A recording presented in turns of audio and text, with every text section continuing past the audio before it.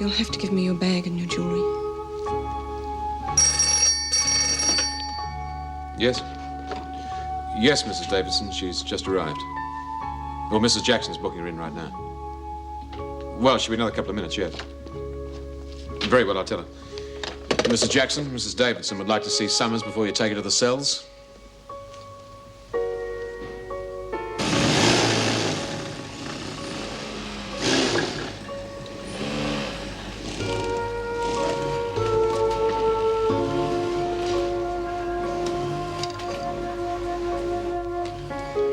Oh, I can't get this out even when I cheat. Oh, do you feel like a game of poker? No, thanks. Coon can? No. Old maid? It's a card game. Look, I don't care whether we're in the way or not. I'm going out to check on those prisoners. Oh, all right, I'll come with you. I've read all the magazines anyway. Mrs. Barry, let's not forget that we're still on duty and should conduct ourselves accordingly. Did you hear about the case of hepatitis they had in D Block? God, they'll drink anything, that lot. Can I have more work and less talk? Hello, Miss Bennett. We thought you'd gone home. Oh, damn it. Do you mind your language, Bryant? And don't just sit there, pick it up. But you're standing on it, Miss Bennett. Miss Bennett, if you must come into the workroom, could you stand down the other end, out of the way? You've got your job, Mr. Talbot, and I've got mine. Mrs. Barry, can I go to the toilet, please? Yeah, me too, Mrs. Barry. And me. Could you unlock the door, please, Mr. Talbot?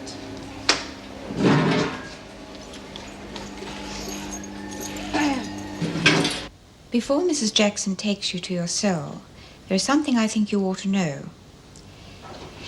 You may find the other prisoners hostile towards you if they find out why you are in here. A lot of them have children of their own, and being separated from them makes them, if anything, overprotective of all children. So it may be wise to tell them you are in here for some other charge. Naturally, you will receive adequate protection from the staff, but it may help with the other inmates' general attitude towards you. Mrs. Jackson will take you to your cell now.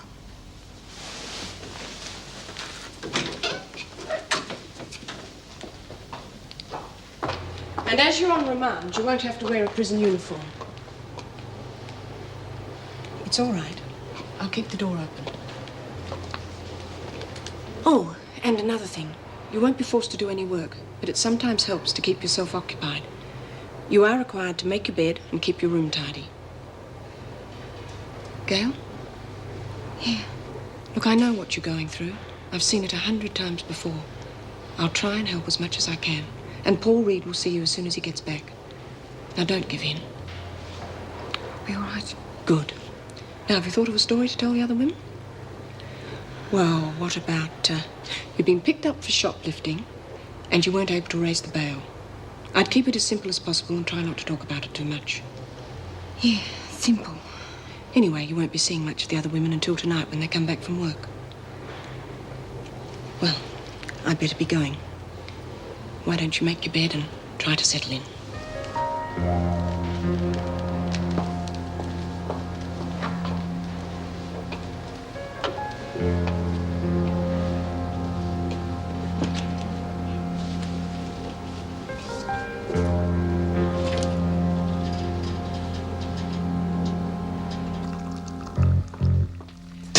Oh, you're back.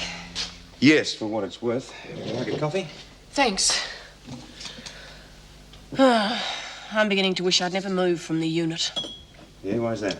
Oh, the flat's all right, I suppose. But if I hadn't moved, Gail Summers wouldn't be in here now. Now, listen, don't start blaming yourself for that. And aren't you forgetting young Jason? How's she settling in, by the way? Not well at all. I told her you'd see her. Yeah, right. Well, I suppose if she wasn't suffering in here, she'd be suffering at home. But she isn't a criminal, Paul. She shouldn't even be in here. I know. We just happened to strike the wrong magistrate on the wrong day.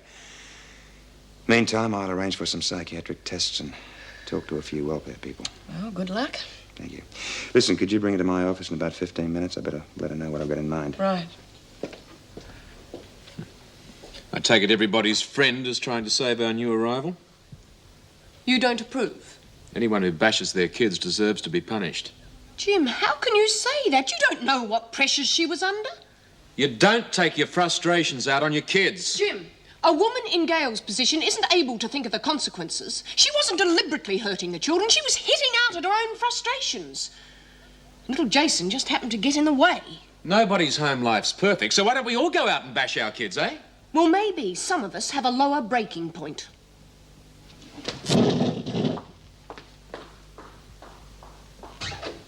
Yeah, listen, I'll call you back. Thanks, Meg. Come in, Gail. Sit down. Well, are you settling in all right? Yeah, thanks. It's hardly a home away from home, though, is it? It's no worse than I deserve. Yeah, don't be too hard on yourself. Should have been harder on myself and easier on the kids. Do you want to be punished? Yeah. Well, I don't believe that you need punishment. I believe that you need help. And I intend to do everything I can to see that you get that help. I spoke to your husband after the hearing. I'm sure we can rely on his cooperation. I'd like you to undergo tests with the prison psychiatrist.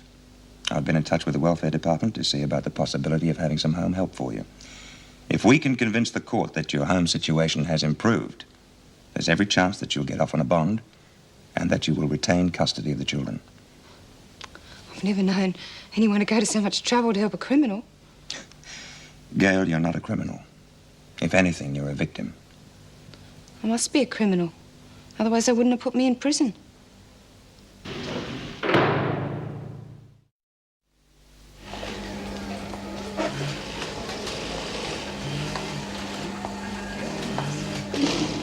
Sorry. Irene, if you just hold the sleeve more round this way, you'll find it's easier. All right? All right, girls, just finish this section before you go for lunch. I'm sorry, Mr. Talbot. I've got strict instructions that the women break for lunch at the appointed time and that they have a full lunch break. Your lunches are in the tea room. If you want to go to the toilet, you'll be escorted by Mrs. Barry or myself. Oh, Miss Bennett, I thought as it was such a pleasant day, the ladies might like to have their lunch outside. Thank you, Mr. Reynolds, but I've got strict instructions that they're to eat in the tea room. Oh, it's all right. I rang Mrs. Davidson. She thinks it's a good idea. Well, I wish you'd cleared it with me first. All right. File outside for your lunch today. Mrs. Barry. I'll get the lunchbox.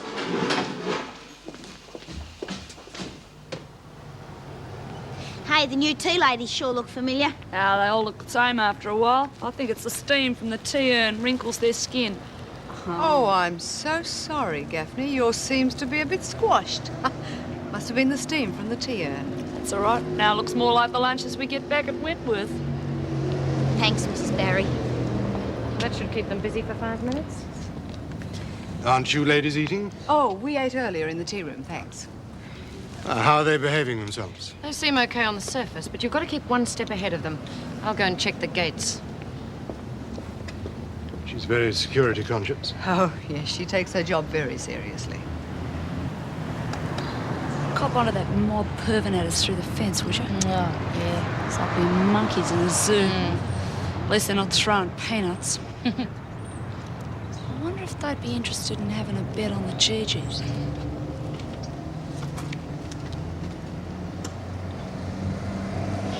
Well, I reckon you're crazy for even thinking about escaping. You're never going to get away with it. I tried it. Yeah, I know. And you need friends of the kind that will help you, and money, lots of it. I wonder if that boss's secretary, what was her name, Kay White? I wonder if she's worth cultivating. She seemed very sympathetic the few times she was in today. Look, you know what Mrs. Davidson said this morning? She said if any of us get into any trouble while we're working here, that they'll drop the scheme and we'll all suffer. Anyway, you still need money. Yeah. I wish I knew where Nolene has stashed those race winnings.